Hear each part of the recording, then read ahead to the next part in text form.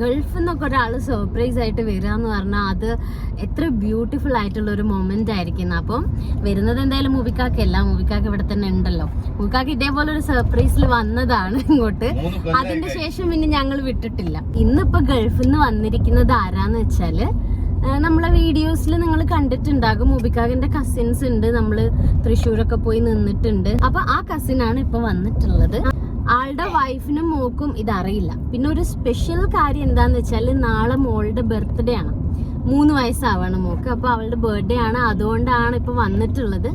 അപ്പൊ അവർക്ക് അറിയില്ല. ഇപ്പൊ ഞങ്ങള് ഓൺ ദ വേ അവരുടെ അടുത്തേക്ക് പോയിക്കൊണ്ടിരിക്കുകയാണ്. മൂബിക്കാക്ക രാവിലെ പോയിട്ട് അലിമോകാക്കനെ എയർപോർട്ടിൽ നിന്ന് പിക്ക് ചെയ്ത് വന്നു. അപ്പൊ മാളൂസിന്റെ സ്കൂളിൽ മാളൂസിന്റെ സ്പീച്ചും കൂടെ ഫിനിഷ് ചെയ്യാനുണ്ടായിരുന്നു. അപ്പൊ അതൊക്കെ കഴിഞ്ഞിട്ട് ഞങ്ങൾ പോവാണ്. ഇത്രയും ബ്യൂട്ടിഫുൾ ആയിട്ടുള്ള ഒരു മൊമെന്റ് എനിക്ക് മിസ് ചെയ്യാൻ വയ്യ. എനിക്ക് മിസ് ചെയ്യാൻ വയ്യ എന്ന് മാത്രമല്ല, എനിക്കത് ക്യാപ്ചർ ചെയ്യണം. അപ്പൊ അതുകൊണ്ടാണ് ഞാൻ എന്തായാലും എന്റെ വ്ളോഗ് ആയിട്ട് ഇങ്ങോട്ട് ഇറങ്ങി തിരിച്ചത്. മാളൂട്ടീനെ കണ്ടോ, യൂണിഫോമിൽ പിക്ക് ചെയ്താണ്. ഇനിയിപ്പോ ഇവിടുന്ന് മാറ്റിയൊക്കെ കൊടുക്കണം. അങ്ങനെ ഫുൾ കൺഫ്യൂഷൻ ആണ് കാര്യങ്ങളൊക്കെ. ഒന്നും ഒരു പ്ലാൻ ഇല്ല.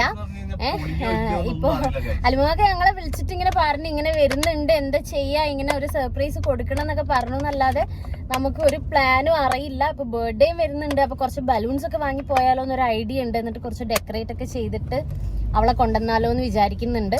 പക്ഷെ ഇത് എങ്ങനെയാണ് നമ്മൾ ചെല്ലുമ്പോൾ അവളെ എവിടെ ഉണ്ടാവുക, എങ്ങനെ അലിമുഖാക്കിനെ ഒളിപ്പിച്ച് വെക്കും ഒന്നും അറിയില്ല.